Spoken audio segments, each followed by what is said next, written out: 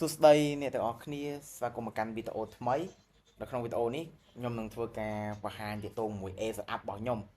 ថាតើ A setup របស់ខ្ញុំគឺខ្ញុំ trade បែបណាអញ្ចឹងនេះគឺជា checklist ដែលជា checklist របស់ខ្ញុំដែលខ្ញុំប្រើនៅក្នុង A setup របស់ខ្ញុំគឺទី1អ្នកគ្នាបានឃើញគឺយើងមានជាមួយនឹង CRT ដែលផ្សារវេទិកាទៅ sweep ជាមួយនឹង CRT low ឬក៏ CRT high ណាមួយមកបន្តមកទៀតខ្ញុំមានជាមួយនឹង TBS ឬក៏ TS ដែល TBS ហ្នឹងគឺយើងបានរៀនពីវីដេអូមុនហើយគឺជា Terasub sorry គឺជា Turtle Body Sub ចំណែក TS គឺ Terasub ពីរហ្នឹងគឺវាអត់ខុសគ្នាទេអ្នកគ្នាវាស្តៀងគ្នាគាត់ថាមួយគឺវា sip ជា body អាមួយវាជា wig គាត់ថាការប្រើប្រាស់វាស្តៀងគ្នាគាត់តម្រង់វាមើលទៅវាខុសគ្នាតិចតួចអញ្ចឹងអាហ្នឹងខ្ញុំនឹងបង្ហាញនៅពេលដែលខ្ញុំធ្វើការបែបតេស្តឬក៏ walk through នៅក្នុងទីផ្សារជាក់ស្ដែងអញ្ចឹងអានេះយើងមាន CRT យើងមាន TBS ឬក៏ TS បន្តមកទៀតគឺខ្ញុំមានជាមួយនឹង SMT តែ SMT ហ្នឹងគឺគ្នាពាក្យពេញរបស់វាគឺ Smart Money Technique ដែលហ្នឹងគឺវាមានក៏បានឬក៏អត់ក៏បាន SMT ហ្នឹងវាប្រៀបដូចជានៅក្នុង PHAU ផ្សារវាបានធ្វើការចុះមក sweep ជាមួយនឹង low ហើយវាចុះមក sweep មួយ low នេះហើយ low នេះប៉ុន្តែនៅក្នុង gold គឺនៅក្នុង silver គឺវាអត់បាន sweep ទេវាអត់បានផ្ដាច់ជាមួយនឹងកន្លែង low ហ្នឹងទេចាហ្នឹងគឺជា SMT មានន័យថាពីហ្នឹងគឺវា SMT មួយគ្នាហើយចាហ្នឹងគឺវាអាចមានក៏បានអាចអត់ក៏បានដែរចំណែកឯអានេះចំណុចចុងក្រោយគឺជា model 1ឬក៏ key to entry ហ្នឹងយើងអាចនិយាយថាវាជា model 1ឬក៏មិនអីយើងហៅតាមអ្វីយើងចង់ហៅហើយយើងក៏អាចចាប់ជាមួយនឹង key level របស់ MSNR មួយចំនួនដែរប៉ុន្តែសម្រាប់ខ្ញុំគឺខ្ញុំចង់ឲ្យវាចេញជា structure ដែលគេហៅថា model 1ហ្នឹងយើងចង់ឲ្យវាចេញបែបហ្នឹងដោយសារតែវា confirm វាច្បាស់ហើយវាគឺ safe អញ្ចឹងអាហ្នឹងឥឡូវខ្ញុំសុំហៅវាថា model 1ចុះយើងអាចហៅវាថាជា order block កន្លែង entry អីក៏បានដែរដើម្បីងាយស្រួលចាហ្នឹងខ្ញុំបង្ហាញនេះគ្នានៅក្នុងទីផ្សារជាក់ស្ដែងអញ្ចឹងយើងធ្វើការចូលទៅមើលនៅក្នុងទីផ្សារបដ ாய் ទៅខ្ញុំគិតថាយើងនឹងចូលទៅកាន់ទីផ្សារតែម្ដងដើម្បីយើងបានមើលថាតើខ្ញុំប្រើជាមួយនឹង A setup ហ្នឹងបែបណាដែលយើងប្រើទាំងអស់នេះដែលជា checklist របស់ខ្ញុំហ្នឹងអញ្ចឹងយើងចាំជួបគ្នានៅក្នុងទីផ្សារអូខេអ្នកទាំងអស់គ្នាឥឡូវគឺយើងបានចូលមកកាន់ទីផ្សារជាក់ស្ដែងហើយដែលដូចដែលយើងបានឃើញនៅក្នុងទីផ្សារជាក់ស្ដែងគឺយើងមានជាមួយនឹង candle មួយនេះទៅជា candle 1ម៉ោងគឺនៅក្នុង time frame 1ម៉ោងនេះអញ្ចឹងវាមានជាមួយនឹង CRT នៅក្នុង candle នេះមួយដែលយើងចាំមើលនៅពេលដែលផ្សារបើកនៅ candle បន្ទាប់ចានេះគឺវាស្ថិតនៅក្នុងម៉ោង New York អញ្ចឹងគឺយើងអាចលេងបានជាមួយ CRT ហ្នឹងចានេះយើងអាចដាក់វាមកថានេះគឺជា CRT high ខាងក្រោមនេះគឺជា CRT low ចុះអ្វីដែលយើងមើលដំបូងគឺយើងមើលជាមួយនឹង CRT candle ចានេះគឺខ្ញុំចាប់មួយ candle នេះហើយវាស្ថិតនៅក្នុងម៉ោង New York ម៉ោង9ហ្នឹងគឺយើងអាចលេងបានអញ្ចឹងបន្តមកទៀតគឺខ្ញុំរងចាំឲ្យវាធ្វើការទៅយកជាមួយនឹង high ឬក៏យកមួយ low ប៉ុន្តែ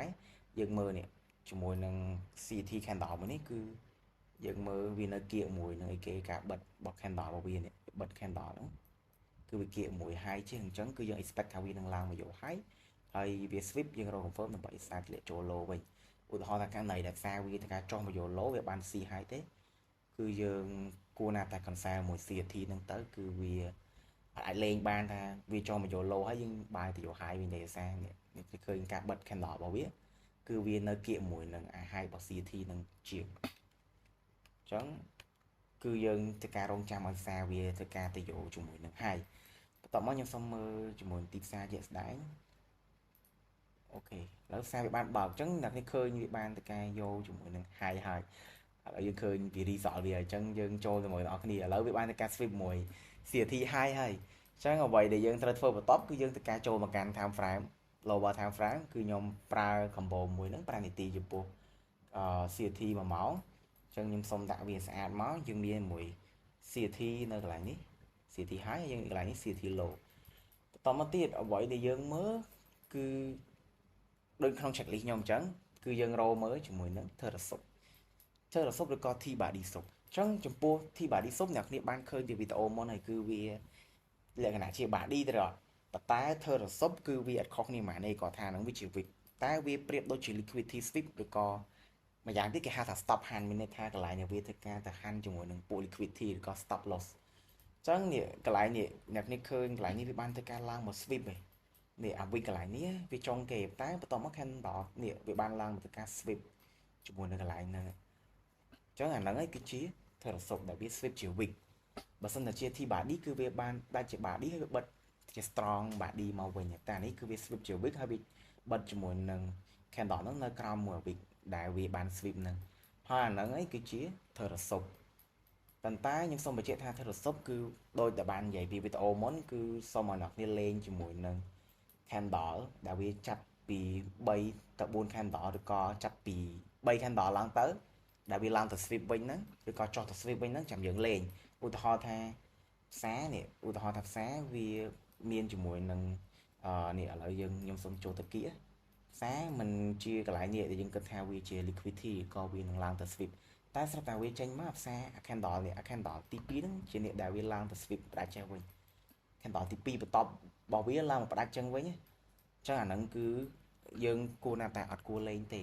ខ្ញុំសូម recommend ថាយើងអត់គួរចាត់វាជាធ្វើរសពទេដោយសារតែវារៀង risk ឬក៏ហានិភ័យអញ្ចឹងយើងរងចាំឲ្យ candle ផ្សេងទៀតក្រៅពី candle ទី2បន្ទាប់នេះអាចជា candle ទី3នេះក៏បានឬក៏អាចជា candle ទី4ឬក៏ candle ក្រោយទៀតដែលវាឡើងទៅធ្វើការ sweep បែបហ្នឹងចេញជាតម្រង់ធ្វើរសពឬក៏ TS ហ្នឹងចឹងដល់ពេលដែលយើងបានធ្វើរសពហើយអ្វីដែលយើងត្រូវរកមើលគឺមានជាមួយនឹង SMT ប៉ុន្តែនៅក្នុងនេះគឺខ្ញុំបាន check មើលហើយគឺវាអត់មានជាមួយនឹង SMT ទេចាហ្នឹងគឺយើងអាចលេងជាលក្ខណៈ SMT ក៏បានឬក៏អត់មានក៏បានដែរឲ្យតែយើងមានជាមួយនឹងធ្វើរសពយើងមានមួយការ skip TRT បន្តមកទៀតនៅក្នុង checklist របស់ខ្ញុំគឺខ្ញុំធ្វើការទៅមើលជាមួយនឹង model 1ឬក៏ key ដើម្បី entry អញ្ចឹង model 1គឺខ្ញុំចាប់បែបណាចំពោះការចាប់ model 1របស់ខ្ញុំគឺខ្ញុំចាប់ទៅលើកន្លែងនេះដែលជា model 1អញ្ចឹងចាំខ្ញុំបង្ហាញថាហេតុអីបើខ្ញុំចាប់កន្លែងហ្នឹងជា model 1ឥឡូវខ្ញុំសូមបង្ហាញអ្នកគ្នាថាហេតុអីបើខ្ញុំចាប់កន្លែងជា model 1អូខេអញ្ចឹងមូលហេតុដែលខ្ញុំចាប់កន្លែងនេះជា model 1ដោយសារតែផ្សារនេះ model 1ហ្នឹងគឺជាកន្លែងមួយដែលផ្សារនេះគឺ candle នេះជា candle liquidity ត្រូវ candle ពណ៌ខៀវ